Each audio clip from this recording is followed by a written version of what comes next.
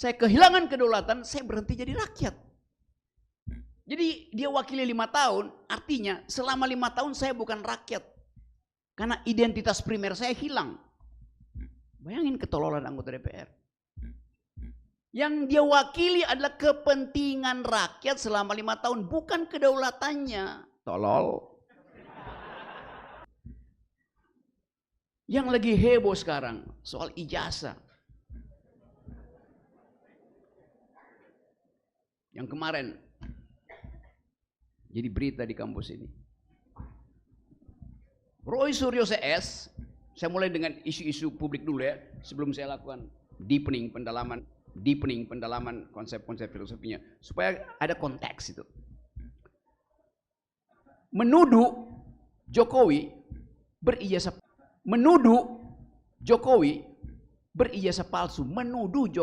palsu. Anak buah Jokowi menyerbu, tidak, dia punya ijazah asli. Kalian harus buktikan.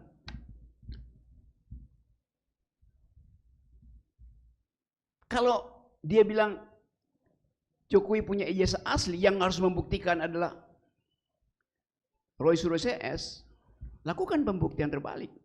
Dia bilang tidak, artinya ijazah Jokowi adalah asli, maka yang mesti membuktikan adalah Termul.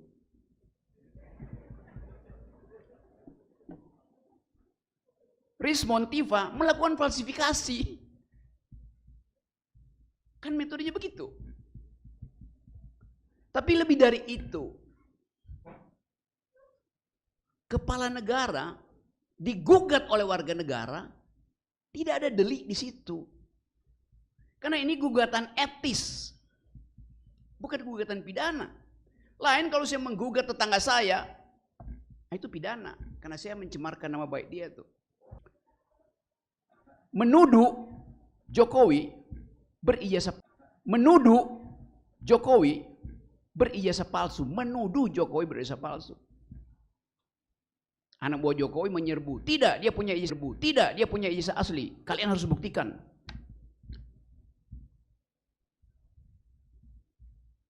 Kalau dia bilang Jokowi punya ijazah asli, yang harus membuktikan adalah Roy Suryo CS, lakukan pembuktian terbalik. Dia bilang tidak, artinya ijazah Jokowi adalah asli, maka yang mesti membuktikan adalah Termul.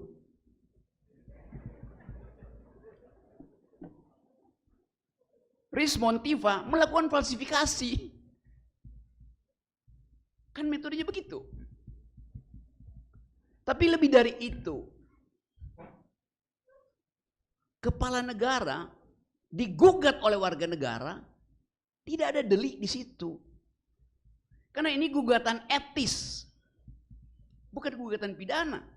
Lain kalau saya menggugat tetangga saya, itu pidana, karena saya mencemarkan nama baik dia tuh.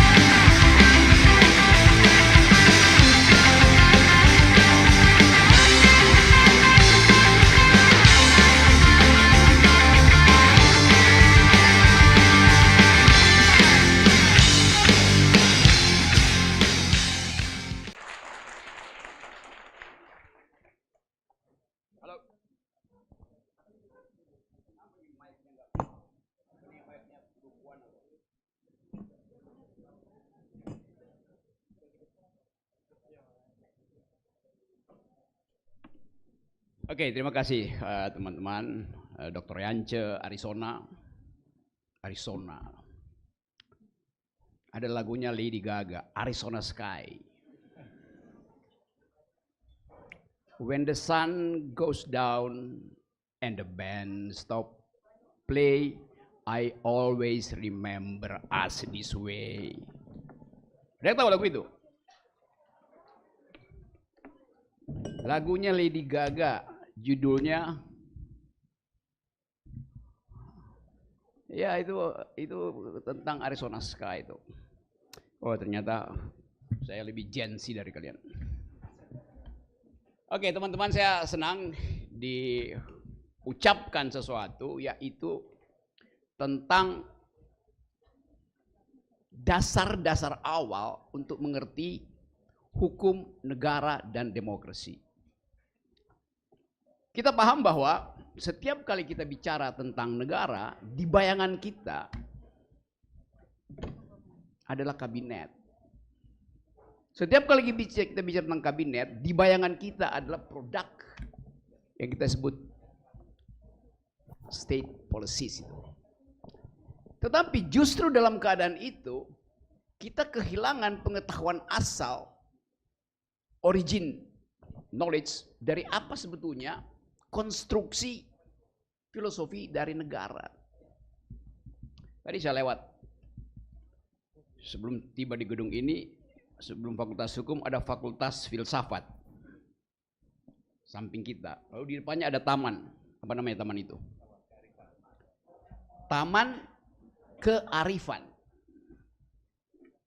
Bahasa Inggrisnya apa? Wisdom Park. Satu istilah yang kacau. Wisdom Park. Apa? Taman yang nggak ada wisdom di dalam taman. Mestinya Inggrisnya adalah wisdom garden. Baru dia ada makna tuh. Suatu waktu saya ada di Heidelberg di Jerman. Universitas paling tua di Eropa ada Heidelberg. Tahun 500 dibuat. Di depan universitas itu ada taman diberi nama Philosophic Weg. Taman tempat para jalan-jalan di situ tuh. Pasti ada. Mata kuliah filsafat itu sekedar dianggap sebagai mata kuliah. Bukan upaya untuk dari awal memberi pendasaran. Kita ada dalam kesulitan itu. Tadi di WA Group yang ada banyak dosen, ada pertengkaran antara Bima Yudhistira, juga alumnus UGM, yang mempersoalkan statistik negara tentang ekonomi yang tumbuh 5,12%. Lalu dia kirim surat ke PBB dan PBB bilang oke, kami akan ke angka 5,12% versi negara itu masuk akal apa tidak. Lalu ada yang bantah bahwa ya memang masuk akal, datanya ABCD itu. Seolah-olah mengatakan bahwa Bima itu salah di dalam metodologi. Yang benar adalah BPS. Saya kasih komentar kecil di situ, saya bilang di dalam argumen yang anti pada Bima, ada orang yang menulis bahwa cara memverifikasi data itu adalah melalui statistik. Okay. Saya bilang Bima tidak melakukan verifikasi, Bima melakukan falsifikasi. Saya terangkan itu, saya quote sesuatu yang pernah diucapkan oleh Karl Popper. Nama-nama itu nanti kalian Google. Bahwa metode berpikir itu bukan hanya verifikasi, bahkan verifikasi itu tidak menumbuhkan pengetahuan. Yang menumbuhkan pengetahuan adalah falsifikasi, yaitu menggeleng, mengatakan tidak, mengatakan dungu. Kalau saya ucapan kata dungu, itu artinya saya melakukan falsifikasi terhadap kebijakan negara. Kenapa mesti marah? Kenapa saya mesti memuji, memverifikasi mana yang benar? Saya hanya perlu satu angsa hitam untuk membuktikan bahwa tidak semua angsa adalah putih. Namanya falsifikasi. Anda memerlukan terus-menerus mempertahankan dalil bahwa semua angsa adalah putih. Saya efisien, saya cari aja satu kesalahan Jokowi. Gampang kan? Yang lagi heboh sekarang soal ijazah. Yang kemarin jadi berita di kampus ini. Roy Suryo CS, saya mulai dengan isu-isu publik dulu ya, sebelum saya lakukan deepening pendalaman konsep-konsep filosofinya, supaya ada konteks itu. Menuduh Jokowi berijazah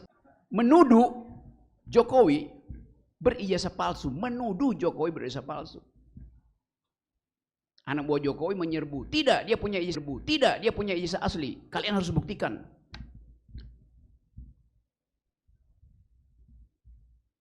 Kalau dia bilang Jokowi punya ijazah asli, yang harus membuktikan adalah Roy Suryo CS, lakukan pembuktian terbalik.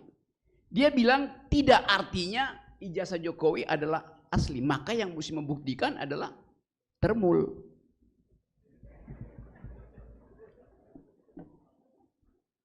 Rismon Tiva melakukan falsifikasi. Kan metodenya begitu. Tapi lebih dari itu, kepala negara digugat oleh warga negara, tidak ada delik di situ. Karena ini gugatan etis, bukan gugatan pidana. Lain kalau saya menggugat tetangga saya, itu pidana, karena saya mencemarkan nama baik dia tuh. Maka saya mesti buktikan. Ini pertanyaan warga negara berbasis kuriositasnya, ingin memvalidasi ijazah kepala negara, bukan arah. Karena ijazah itu baru dipersoalkan ketika Presiden Jokowi mendaftarkan diri untuk jadi kepala negara. That's the logic. Warga negara bertanya, dijawab, bukan dipidanakan. Ngaco jalan pikirannya itu. Alias dungu. Jadi kita mau ulangi lagi cara kita memikirkan negara.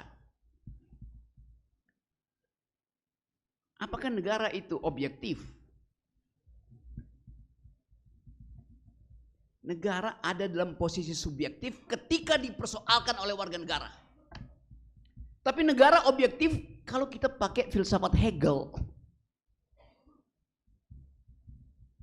Tapi ketika negara dipersoalkan warga negara, hubungan negara dengan warga negara menjadi politis. Bukan lagi hubungan filosofis, hubungan politis. Karena kedaulatan ada di tangan warga negara, itu aja prinsipnya. Karena saya berdaulat, saya bisa persoalkan apa aja tentang negara dan kepala negara. Tapi beliau adalah bapak negara. Didalilkan terus. Bapak itu saya tidak pilih. Kepala negara saya pilih. Anda tidak memilih bapakmu. Jadi metafor itu, perbandingan itu juga sifatnya patriarkis. Sifatnya feodalistis. Dia adalah bapak, maka jangan dipersoalkan. Saya tidak mempersoalkan bapak saya bikin kejahatan, bikin kebaikan, dia tetap bapak saya. Dan tidak saya pilih. Presiden kita pilih setiap 5 tahun. Itu bedanya. Jadi mempersonifikasi. Dengan akibat kebapakan itu menjadi absolut. Itu namanya bagian dari feodalisme yang mesti dikikis di kampus itu. Bapak profesor, bapak dekan, bapak rektor. Gak ada berlaku di forum akademis hierarki feodalis. Mimbar ini disebut mimbar akademis, artinya setiap insan akademis, setiap sivitas akademis yang punya dalil berhak memakai mimbar ini dan dijamin kebebasannya. Ini mimbar bukan milik rektor, profesor, enggak. Mimbar semua orang yang punya dalil. Dan itu yang mesti kita latih melalui masuk UGM tuh. UGM apa UGM? Universitas Gajah Merah. Kita nggak ingin universitas jadi Universitas Gajah Merah. Jadi latihan itu kita awali di semester pertama. Angkat tangan, katakan tidak pada seorang dosen supaya terjadi dialektika. Bukan mangut-mangut. Menerima pelajaran artinya menggeleng. Guru besar bodoh, dosen tolol. Supaya terjadi dialektika. Jadi selama feodalisme itu masih di situ, tak mungkin kita membicarakan negara, hukum, dan demokrasi. Kita mesti hapus dulu itu. Karena kita bahkan gak ingin bertengkar soal negara, soal demokrasi itu. Karena basa-basi feodalisme tadi. Kalau Anda diundang untuk mengikuti promosi doktor, Anda di situ jadi penonton. Padahal setiap orang yang diundang di forum akademis berhak untuk menanyakan tesis yang sedang diucapkan oleh calon dokter. Bukan sekedar pembimbing atau penguji yang berhak di situ. Satu waktu di Universitas Indonesia saya diundang menyaksikan promosi seorang doktor. Terjadi perdebatan antara promovenda perempuan pada waktu itu dan pengujinya. Saya intervensi, saya bilang, saya mau bicara. Penguji salah memakai konsep. Ditegur saya oleh pimpinan sidang. Anda undangan, Anda bukan penguji. Saudara Rocky Gerung tidak boleh bicara. Loh, saya diundang di situ di forum akademis. Jadi bayangin promosi doktor itu jadi semacam talk show doang karena tidak ada pengujian eksternal. Logikanya setiap orang yang diundang di promosi doktor, dia berhak untuk mempersoalkan tesis disertasi itu. Etikanya begitu. Masa Anda diundang di situ hanya untuk melihat seseorang dikasih toga? Apa enggak sinting? Ini forum akademis. Dikasih toga senang. Toganya mahal. Ketahuan Sri Mulyani dipajakin loh.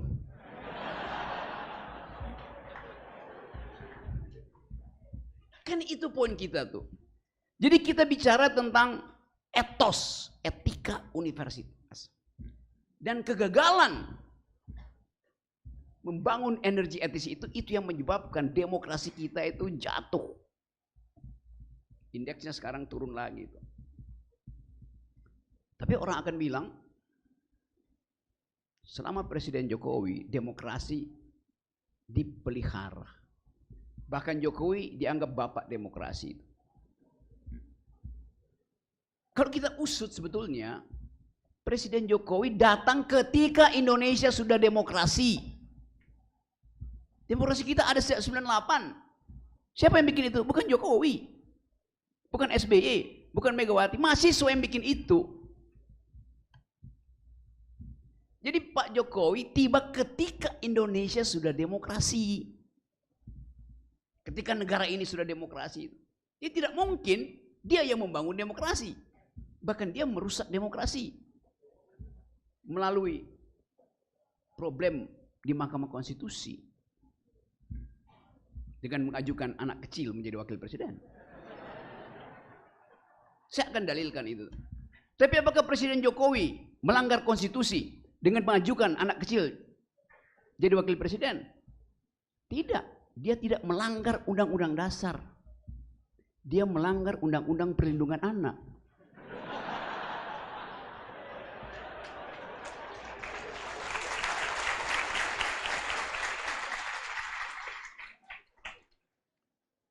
Karena anak kecil mesti tinggal di rumah. Nggak boleh ikut sidang kabinet. Jadi coba digugat itu. Nah kita, oke, saya masuk dulu pada hal yang lebih tematis. Filosofi negara dan demokrasi itu.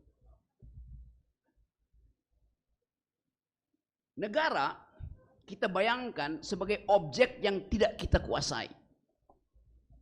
Demokrasi adalah objek yang kita kuasai. Karena kita hidupkan itu setiap hari. Kita nggak tahu yang disebut negara itu apa, apalagi negara Indonesia. yang statusnya selalu in the making, ongoing. Yang nationnya itu disebut oleh Ben Anderson sebagai the imagined society. Tapi demokrasi kita kendalikan. Coba saya pakai sedikit teori Hegel ya. Hegel membedakan antara sesuatu yang kita sebut objek yang kita kendalikan, artinya objek di dalam pikiran kita. Dan objek yang tidak mampu kita kendalikan karena dia ada sejarah objektif absolut. Bahasa Inggris tidak punya kemampuan seperti orang Jerman membedakan antara objek O-B-J-E-K-T tulisannya dan objek yang dikendalikan oleh pikiran. Artinya ada subjek yang mengendalikan objek itu. Namanya Gegenstand. Jadi ada objek yang dikendalikan oleh pikiran, karena itu subjek mengendalikan objek. Dia disebut objek karena aktivitas subjek. Tapi ada objek yang tidak bisa dikendalikan oleh subjek. The thing in it, angsuo.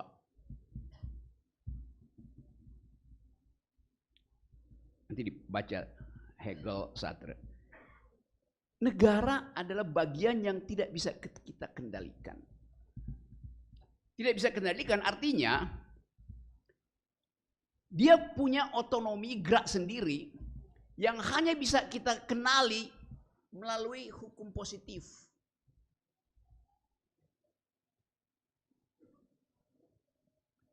Sebaliknya demokrasi bagian dari subjektivisme kita untuk mencegah kekuasaan menjadi absolut. Karena itu kita harus kendalikan lewat pemilu, lewat oposisi, lewat forum akademis. Jadi ini ada dua ontologi yang lain adalah demokrasi. Di simple atau simply ya, bedanya simple. Dibikin bukan bikin simple, dibikin simply, dibikin mudah untuk diketahui itu. Ya Indonesia pakai kata simple, Inggrisnya simple, simply. Simple itu adjektif, simply itu adverbia. Ya simply. Dibikin lebih mudah untuk dikenali beda antara negara dan demokrasi. Hukum tata negara bekerja ketika negara dalam keadaan statis.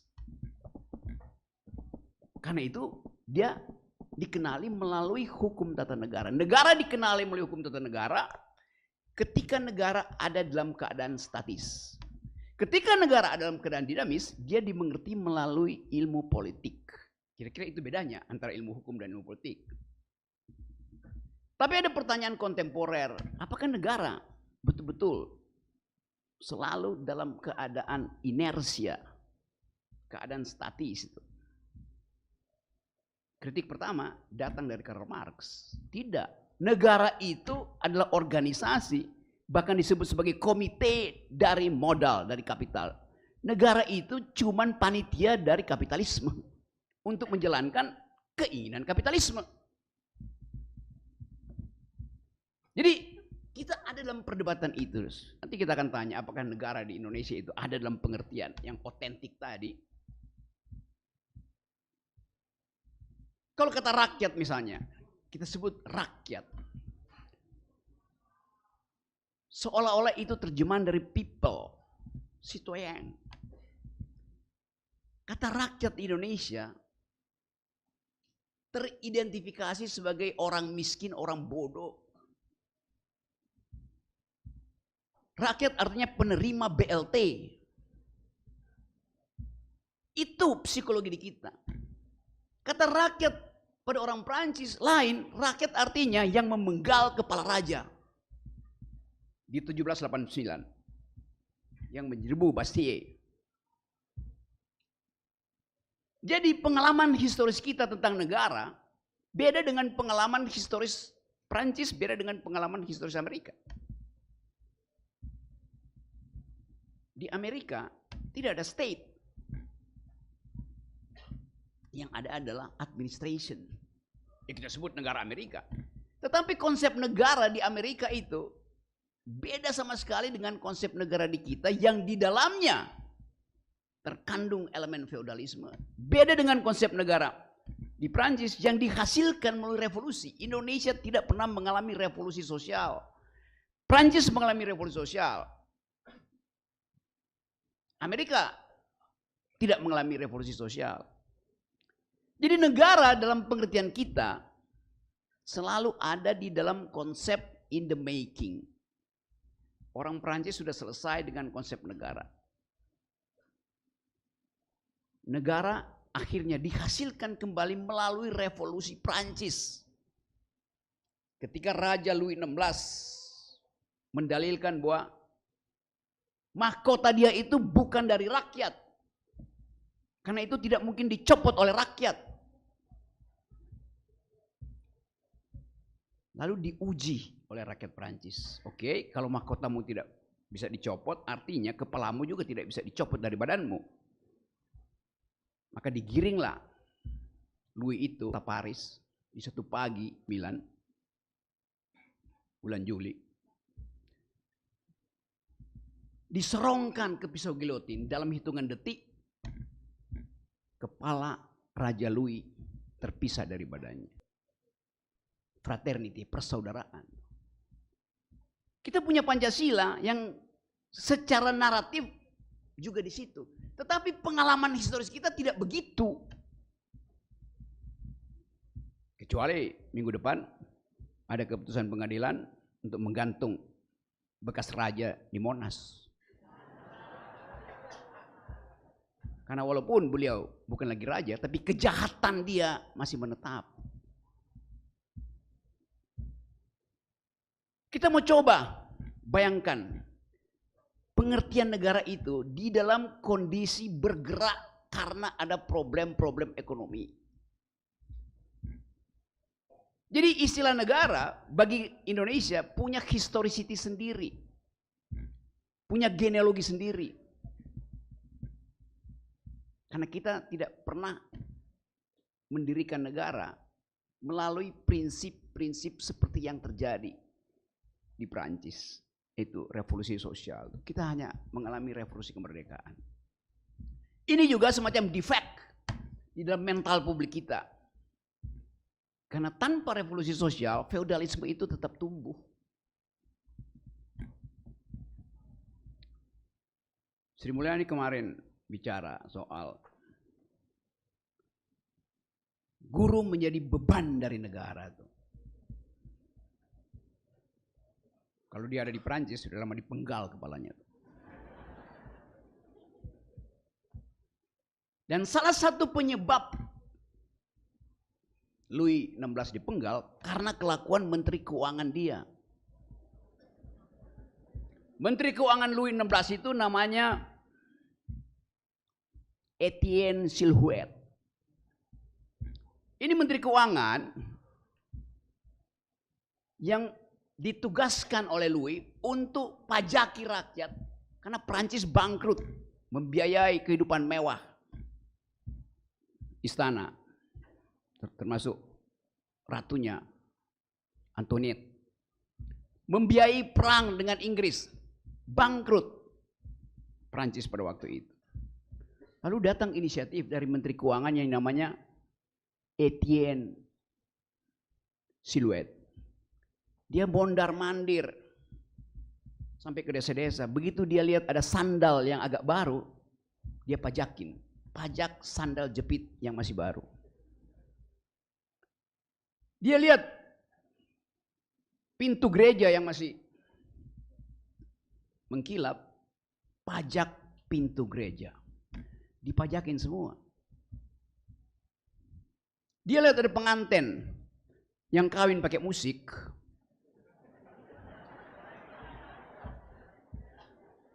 Pengantinnya dipajakin karena tahu akan dapat hadiah, musiknya dipajakin, royalti. Itu dilakukan oleh Menteri Keuangan Louis yang namanya Etienne Silhouette. Saking keselnya rakyat Prancis, saking keselnya wartawan Prancis terhadap kelakuan Etienne Silhouette, setiap kali diberitakan wajahnya si Etienne Silhouette itu dibikin hitam putih aja. Dari situ istilah silhouette dimulai. Karena kebencian. Dan kebencian itu akhirnya berakhir di 1789 di alun-alun kota Paris. Itu pemenggalan Louis XVI. Di dalam konsep yang saya terangkan tadi, apakah Sri Mulyani mengerti bahwa tugas negara di Indonesia, di negeri ini adalah mencerdaskan kehidupan bangsa? Oleh karena itu, biaya pendidikan harus ditanggung negara. Lain di Amerika, nggak ada tugas negara mencerdaskan kehidupan bangsa. Setiap anak Amerika umur 18 tahun, bapaknya bilang, udah selesai, lu cari duit sendiri kalau mau belajar. Kan negaranya negara libertarian. Kita negara yang didesain secara sosialistis. Dengan konsekuensi, negara harus state spending expenditure mesti diberikan. Justru untuk meningkatkan taraf pendidikan kita. Supaya nanti ketika pemilihan umum tidak ada lagi orang dungu yang nunggu amplop di pojok-pojok kampung. Pemilih kita di 2024, 68% atau 78% hanya lulus sekolah kelas 7. Artinya tidak pernah lulus SMP. Itulah korban pertama dari elektoral demokrasi yang basisnya adalah BLT dan amplop. Karena tidak ada diskurs yang memungkinkan orang menagih pajak berdasarkan aturan rasional. Sekarang ketiadaan diskurs itu mengakibatkan revolusi dimulai dari Pati. Apa itu pajak? Pajak adalah cara biadab untuk mempertahankan peradaban. Ada orang yang mau dipajaki, tetapi demi kesosialan manusia kita bayar pajak itu. Dan itu yang disebut sebagai APBN. Jadi Anda dosen guru dipajaki supaya balik ke dia. Kata Sri Mulyani, beban negara. Dari mana otaknya? Atau bukan dari mana otaknya? Di mana otaknya? 2 senti di atas dada atau 30 senti di atas mata kaki alias dengkul. Kita mau katakan itu sebagai problem pengetahuan, problem etika publik tuh. Jadi kita coba kembangkan pikiran-pikiran baru ini. Saya simpulkan sejenak soal negara itu. Negara selalu ada di dalam konsep in the making, ongoing. Tetapi kondisi ongoing itu kita bayangkan supaya ada semacam stabilitas di dalam kepala kita tentang fungsi negara. Di dalam kepala kita yang beda dengan praktek.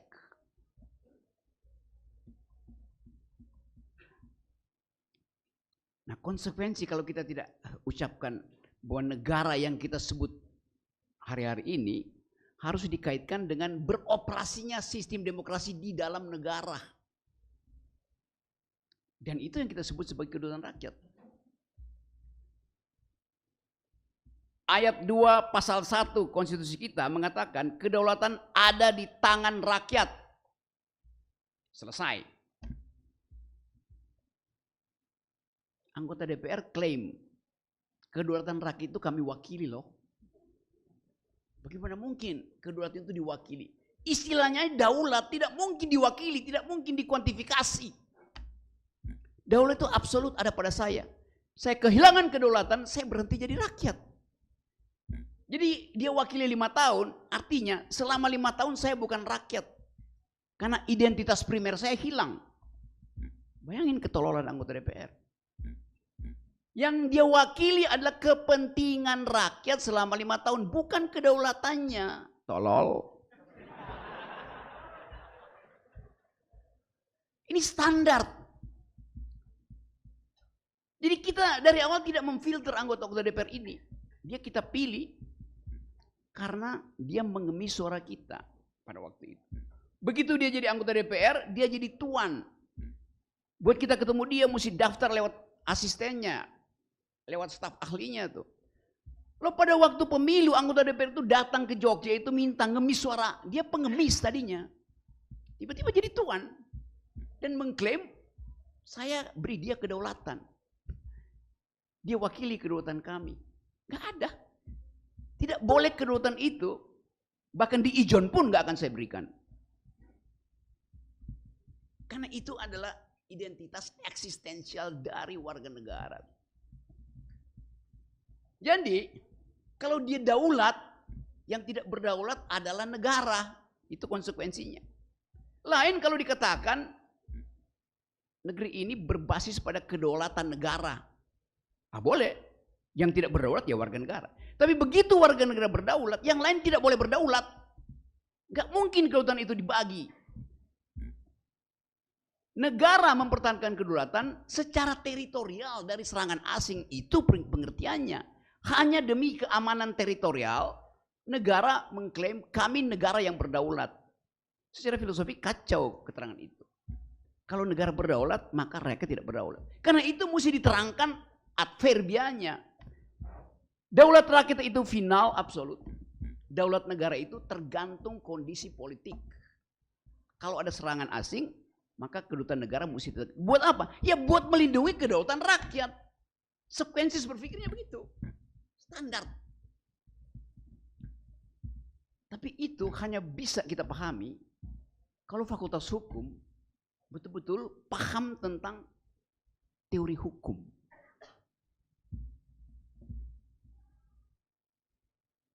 Tapi banyak lulusan fakultas hukum, bahkan di UI, UGM, yang tidak paham tentang hukum. Dia paham tentang undang-undang. Karena yang diajarkan adalah undang-undang, bukan hukum. Karena itu ganti aja fakultas hukum jadi FUU, Fakultas Undang-Undang. Bacanya FU. FU. FA. FA.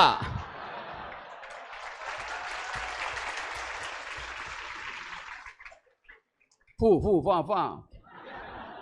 Fakultas Undang-Undang, fuck you.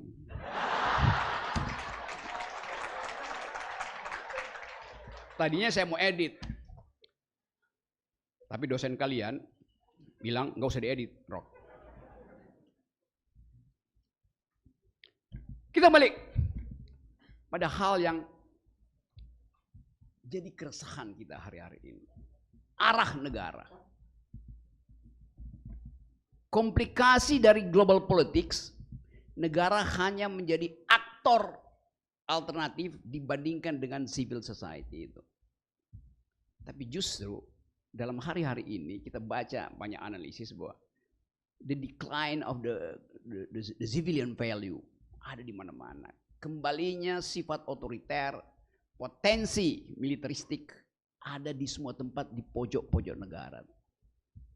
Bahkan Amerika Serikat yang mengklaim diri sebagai avant-garde demokrasi masuk dalam jebakan itu. Jadi kita mulai membaca bahwa ada historicity yang mungkin sedang berulang.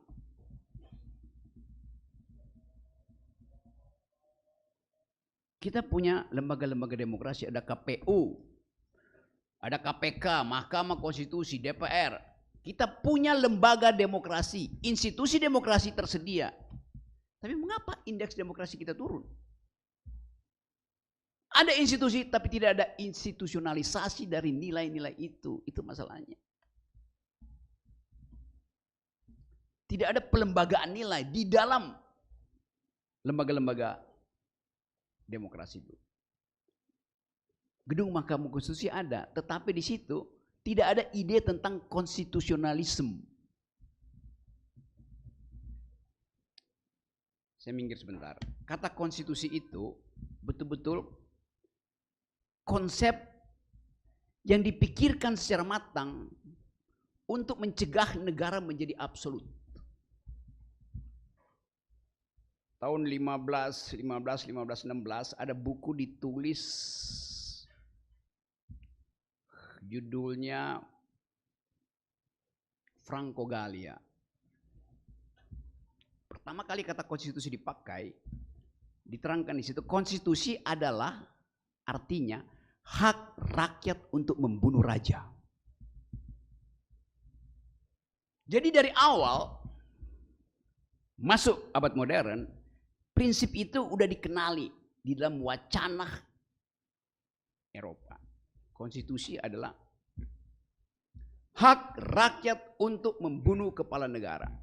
Cari di Google Books, buku Franco Gallia. Franco Gallia ditulis oleh François Hotman, yang adalah orang Paris, bukan Hotman Paris. Jadi pengertian itu pun menghadirkan kembali prinsip demokrasi. Hanya demos yang boleh menulis hukum, bukan kekuasaan. Belakangan memang demokrasi itu membutuhkan perwakilan. Tapi demokrasi di awal, di Athena, anggota DPR itu tidak dipilih, tapi diundi. Di dalam city state Athena, anggota parlemen diundi, tidak dipilih. Apa dasarnya? Karena ada prinsip bahwa setiap warga negara sama pengertian dia tentang keadilan. Oleh karena itu siapapun yang terpilih, dia akan mewakili keadilan saya, keadilan teman-teman, keadilan tetangganya, keadilan mantan pacarnya, keadilan selingkuhannya. Karena ada prinsip itu, maka yang terpilih ada primus inter pares, the prime di antara yang pares, yang sama. Kalau Anda terpilih, karena saya malas, Anda yang terpilih itu, saya tetap percaya. Karena ada prinsip. Jadi demokrasi dari awal didalilkan ada kesetaraan pengetahuan dan ada kesamaan pandangan tentang keadilan.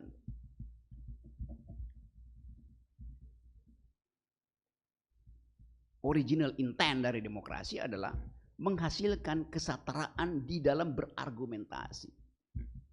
Karena tadi dianggap setiap manusia dibekali dengan kemampuan untuk melihat fallacies, jebakan fallacies dalam logika. Nah itu yang kita inginkan ada di sini. 2% aja pengertian itu. Tetapi argumen di kita dibatalkan oleh keinginan untuk tidak mau melihat perbedaan. Padahal argumen disebut argumen kalau dia diucapkan dalam upaya untuk bertengkar. Anda punya argumen tapi tidak ada yang bantah, artinya Anda tidak ada argumen. Anda nulis disertasi, gak ada yang diskusikan, artinya Anda tidak pernah punya tesis, tidak punya dalil.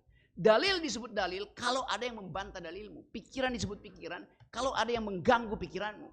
Kalau kau berpikir dan gak ada yang ganggu, itu artinya kau lagi berdoa. Gak ada orang yang mau ganggu orang berdoa. Tapi orang yang berpikir harus diganggu oleh orang yang berpikir.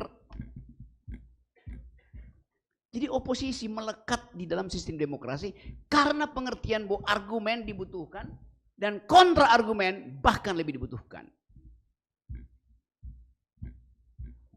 Itu.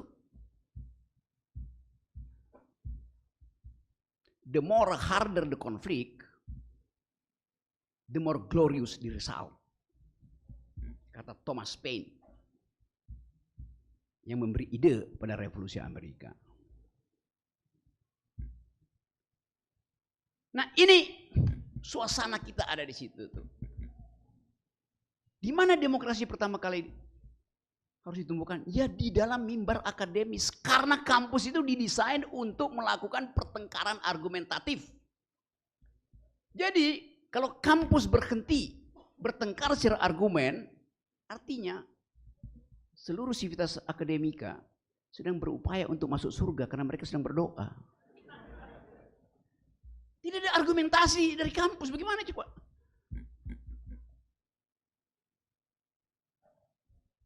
Keaslian politik dimulai dari kejujuran metodologi. Apa itu? Pertengkaran. Karena itu saya sering ingin bertengkar aja. Supaya dialektika maju. Didaktika dasarnya ada dialektika. Ini udah kepanjangan gue ngoceh ya. Oke, coba kita lihat. Yuk, oke, kita filosofi sekarang begitu banyak. Saya habis bicara dengan penerbit Gramedia. Buku filsafat banyak betul sekarang dijual. Terutama buku-buku tentang stoicism. Cara bertahan hidup. Itu juga gejala menarik. Kenapa anak muda Tidak membaca Karl Popper, tapi membaca Seneca. Membaca Epicurus. Karena mau cari penjelasan batiniah terhadap keadaan. Tidak membaca Hegel, tidak membaca Karl Marx. Jadi seolah-olah filosofi itu adalah bagian untuk menenangkan batin. Bukan, filosofi itu justru untuk membuat batin orang lain marah. Berfilsafat artinya berupaya untuk saling memarahi secara argumentatif. Tapi filsafat itu bukan apa yang bisa baca, saudara dengar dari dosen. Filsafat adalah metode. Maka lebih penting adalah belajar berpikir filosofis daripada belajar filsafat. Lebih penting belajar berpikir teoritis daripada belajar teori. Berpikir filosofis, berpikir teoritis membutuhkan lawan pikiran. Anda baca filsafat sampai pagi dan gak ada yang mau bertengkar dengan Anda, gak ada gunanya. Karena hanya dalam dialektika pikiran itu bisa dimaksimalkan. Jadi sekali lagi, saya terangkan tadi banyak hal yang tidak sejalan dengan pikiran umum. Tapi memang hanya itu yang bisa kita ucapkan. Supaya yang umum itu tahu diri bahwa Anda umum dan pengetahuan umummu dangkal. Kita mau, saya mau teman-teman dari awal kuliah di UGM pastikan bahwa pikiran itu didesain untuk bertengkar. Dan kalau ada orang yang bilang kuliah Rocky Gerung pakai filsafat, filsafat itu menyesatkan. Betul, saya jaminkan Anda belajar filsafat, Anda akan tersesat di jalan yang benar. Terima kasih.